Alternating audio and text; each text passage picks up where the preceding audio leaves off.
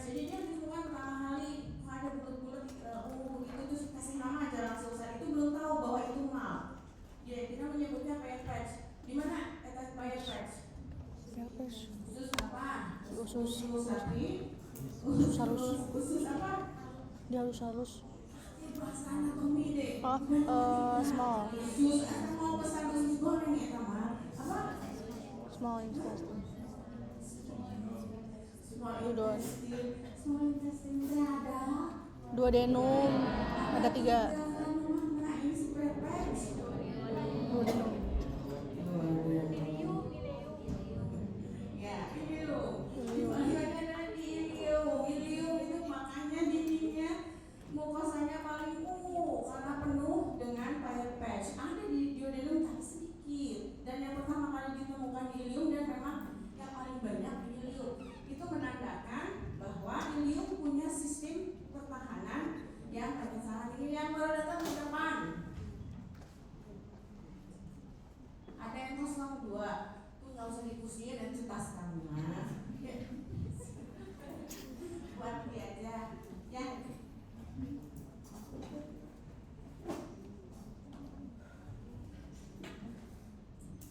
Oke, jadi patch adalah prototipe pertama dari MAP. Jadi MAP itu bendanya ya, tisunya. Kalau mucosal imun sistemnya. Jadi bagaimana? Jadi ada istilah imunitas. Imunitas apa? Kekebalan. Jadi sesuatu yang didapatkan dari respon imun di tubuh kita. Tapi kalau MAP itu yang melakukannya. Jadi MAP itu tisu karena yang ukurannya baru masih ada cari di payung kita. Ya kosong. Terus saya bosan. Ini kosong. Mungkin waktu kuliah di sini habis dengan saya mengatur tempat duduknya. Aduh, tiga.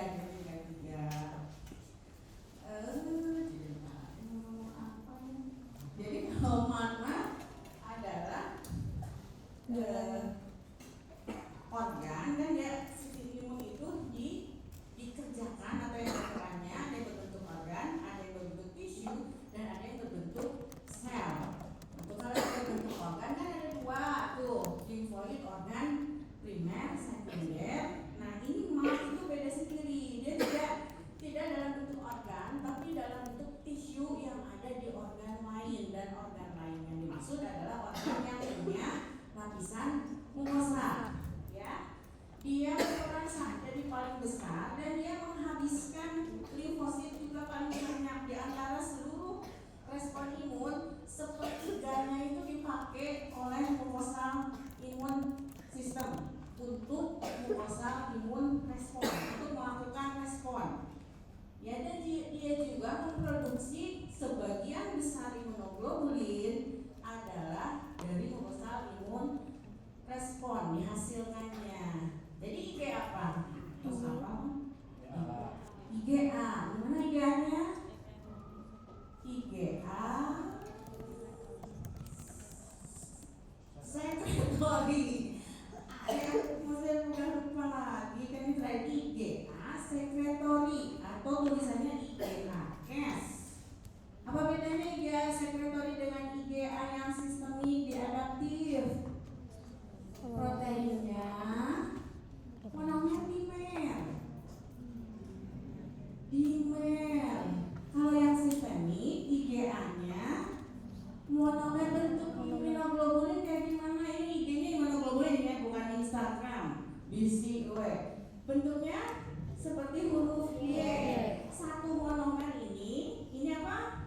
Variable region yang di bawahnya region, dan karena variable region adalah site binding site untuk antigen. Jadi kalau satu monomer sekali dia mengeliminasi akan mengeliminasi 2 antigen. Kalau dimer berarti 4 ya, karena dia 2 monomer, sehingga kecepatan eliminasi antigen kepunyaan IgAS sekretori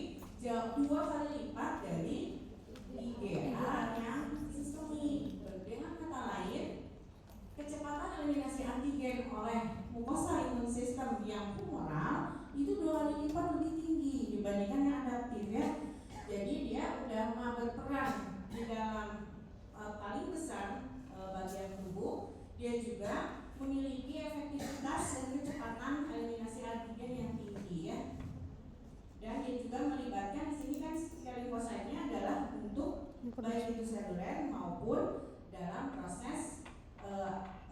proses kaskade menuju ke sintesa imunoglobulin. Oleh karena itu, yaitu di dalam klasifikasi nggak masuk adaptif, tidak masuk innate, ya karena dia berbeda sendiri. Jadi feature-nya, performance-nya, organize-nya itu berbeda, jadi sudah unik dan unusual. Jadi unusual di sini ini tidak masuk kriteria innate, tidak masuk kriteria adaptif, tidak masuk kriteria sistemik juga. Ya, jadi dia berbeda sendiri. Berbeda sendirinya itu gimana? Ya pindah. Gimana caranya supaya dia pindah? Saya deketinnya kemana ya?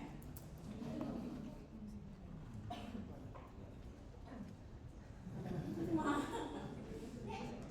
Klik usaha web di sana.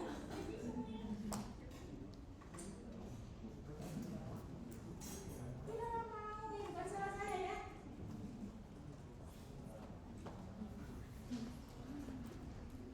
Jadi sebagian sudah pernah dibahas ya, uniknya itu apa? Pindah gara-gara saya pencet. Apa sih ini? Ini sama saya atau dari sana? Harusnya bisa dari sana atau mungkin sih ke layar. Ini dari mana? Ini mana lagi sekarang? Tuh, jadi dia sama ini. Ya. Slide. Jadi saya dari apa nih? Jadi petugas slide.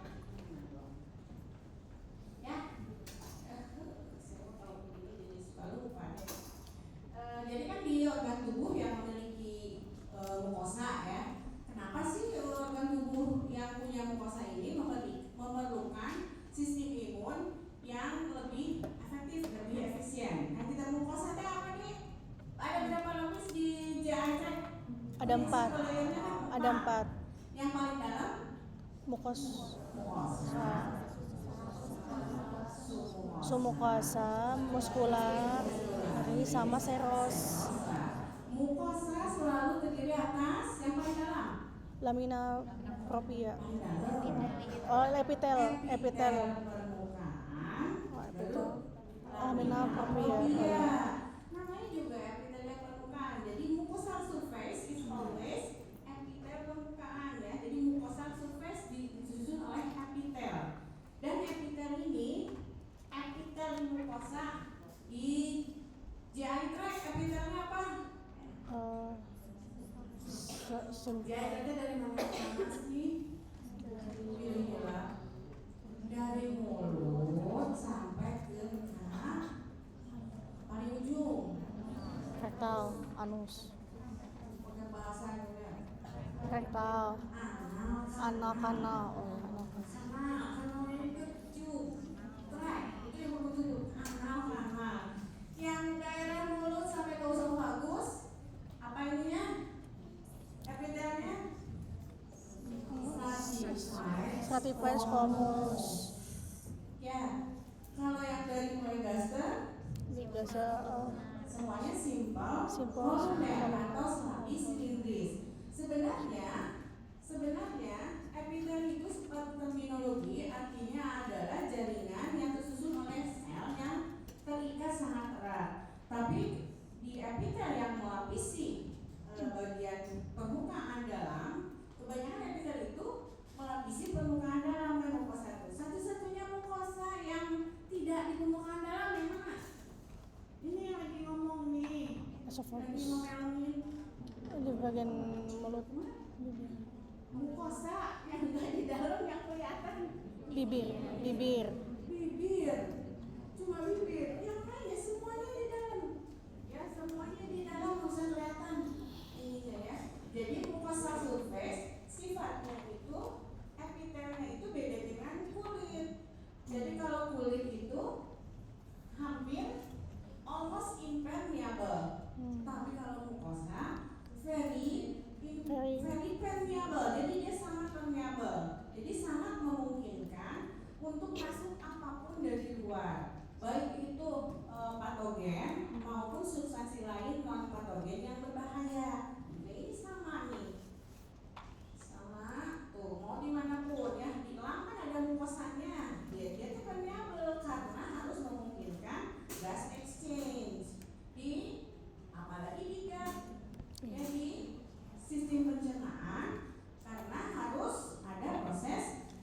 absorpsi semua nutrisi. turunan protein, karbohidrat dan lemak yang sudah didigestif kan harus diserap.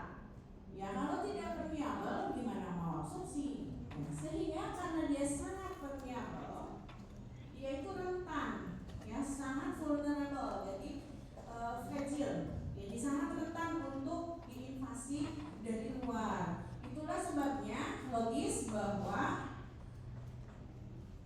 kodarullah jadinya dia diberi pertahanan tubuh yang paling efektif, yang paling cepat, yang paling baik, gitu ya. Dia selalu sempurna, ya ciptaan Allah semuanya selalu sempurna. Slide. Nah ini lokasi-lokasinya. Sekarang ini dimerahin. Ini adalah prototipe pertama ditemukan. Kemudian baru ditemukan selanjutnya dengan penelitian-penelitian di tempat-tempat lain di sini. Pokoknya semua yang ada lapisan mukosa. Ini yang dilihat lagi slide. Nah ini istimewanya, ini tadi lapisannya, ini tuh. Yang ungu ini yang ada di mukosa ini adalah tidak semuanya disebut pyrethroids ya, tapi sebetulnya dia adalah histologic lymphoid follicle. Hanya yang di small intestine yang disebut pyrethroids. Selanjutnya dia punya nama ILF. Ya, jadi gambarannya kalau secara histologi seperti ini. Gambarannya dia ada di mukosa. Nah apa sih istimewanya, gambaran istimewanya? Saya rasa ini udah pernah juga ya waktu di IS. Jadi yang lainnya tinggal dibaca. Istimewanya apa? Ini saya hanya beberapa ada ya. Ini satu. Jadi berbedanya dia dengan innate dan adaptif yang sistemik, ini secara jenis. Jadi secara jenis itu dia ada yang discrete dan ada yang organized. Ya. Yang organized itu yang kayak patch ini kan yang pertama kali ditemukan bentuknya bulat-bulat kayak begini, membentuk follicle, lymphoid follicle. Ya, terus kalau yang discrete artinya apa? Tersebar. Yang tersebarnya di mana? Tersebar itu di lapisan epitelnya. Di sini. Jadi tadi kan mukosa itu ada di atas epitel permukaan dan lamina propria. Nah, yang discrete adanya di epitel, yang organized adanya di lamina propria dari mukosa. Itu salah satu perbedaannya. Jadi highlight lagi yang ini. Saya rasa ini juga sudah pernah dibahas. Kan kalau adaptif harus apa deh? Harus melalui kaskade tahapan aktivasi yang panjang. Mulai dari apa? Mulai dari antigen recognition, uptake, lalu dia semua dulu harus timing presentation. Kepada siapa yang presentasikannya? Sel T yang naif. Ya, jadi sel T matur itu awalnya kan selalu naif itu dari lymphoid organ primer ke lymphoid organ sekunder itu dalam kondisi naif. Dia harus diaktifasi dulu supaya bisa bekerja. Contohnya yang paling mudah sel B ya. Sel B itu yang dalam keadaan naif diaktifasi harus jadi sel apa supaya aktif? Sel